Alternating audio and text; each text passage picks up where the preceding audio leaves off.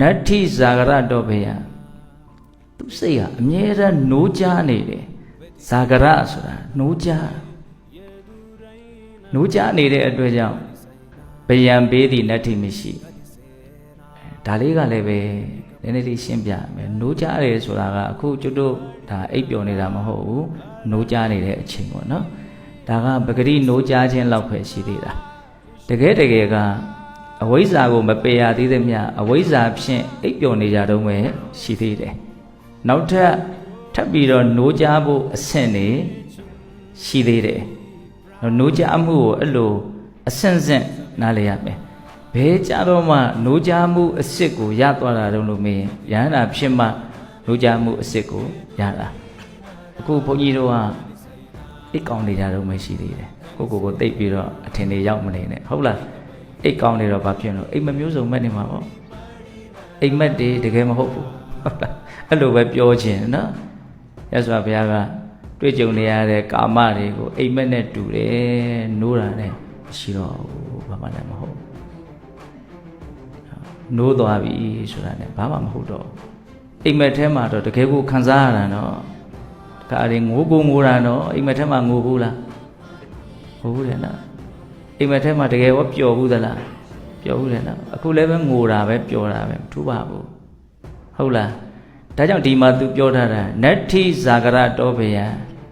တကယ်နိုးကြသွားကြပြီလို့ဆိုရတဲ့အဲ့ဒီယဟန္တာပုဂ္ဂိုလ်တွေအတွက်သူ့ရဲ့စိတ်နှလုံးမှာဘာဘေးမှမရှိတော့ဘာကြောက်เสียမှမရှိတော့ဘူးဒါကြောင့်ဘာကိုမှလည်းမကြောက်တော့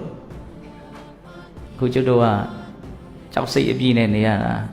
မကြောက်သေးဘူးဆိုတာကမပြတ်သေးဘူးလို့ထင်လို့နားလည်ဖို့လိုရဲ့နော်ကိုယ်ပမာဏကိုသိဖို့လိုတယ်နော်မကြောက်သေးတာဘာလို့မကြောက်သေးတာတော့မပြတ်သေးဘူးလို့ထင်လို့ပါအခုပြတ်မယ်လို့ချင်းချောက်တာနဲ့အခုကိုကြောက်မှာပဲအခုဆရာဝန်ကကင်ဆာလို့ပြောတာနဲ့အခုကိုစီမံကိန်းချပြီးတော့ကြောက်စိတ်တွေနဲ့အဲ့ဒါကုသကိုပြင်ဆင်ရမှာပဲဟုတ်တယ်မို့လားဟောဆိုကျွတ်တို့ကရှင်းတန်ခြင်းနဲ့မသေးခြင်းဘူးကျွတ်တို့ကတက်တောင့်တက်တာလေးအမြဲနေခြင်းနဲ့မနာခြင်းဘူးကျွတ်တို့မှာအဲ့ဒီအလိုဆန္ဒတွေရှိတယ်အဲ့ဒီအလိုဆန္ဒတွေကိုမပယ်ရသေးတဲ့အတွက်ကြောင့်အဲ့ဒီအလိုဆန္ဒတွေကိုချင်းချောက်လာမဲ့အရာတွေ့ပြီဆိုတော့ねကျွတ်တို့ဘာဖြစ်ပြီးတော့ကြောက်ပြီးခုဒီမှာသူပြောတယ်နော်တကယ်နိုးကြားပြီဆိုလို့ရှိရင်အဲ့ဒီလူပါတော့မကြောက်တော့ဘူးတဲ့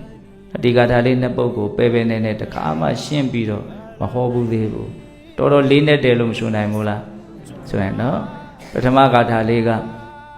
စိတ်ကလုံးဝတည်တတ်မှုမရှိဘူးသူတော်ကောင်းတရားဆိုတဲ့ဘောဓိပက္ခိယတရားကိုလည်းမသိဘူးယုံကြည်မှုတရားလည်းအလွန်မှဘောပြက်နိုင်တယ်ဒီလိုလူမျိုးရဲ့စိတ်နှလုံးဟာဘလို့မှဉာဏ်ပညာမပြည့်ဝနိုင်ဘူးဟုတ်လားစိတ်မှာຢာကဆိုတဲ့ဆွဆွမှုမရှိဘူးဒေါသဖြင့်ပျက်စီးနေတာလည်းမရှိဘူးဒါကြောင့်ကောင်းမှုမကောင်းမှုကဘာမှအကျိုးပေးလို့မရတော့ဘူးကောင်းမှုမကောင်းမှုကိုပယ်လိုက်ပြီအဲ့ဒီလိုမျိုးနိုးကြားနေတဲ့ယဟန္တာပုဂ္ဂိုလ်ရဲ့တဏ္ဍာမှာဘာဘေးမှဖြစ်เสียအကြောင်းမရှိတော့ဘူး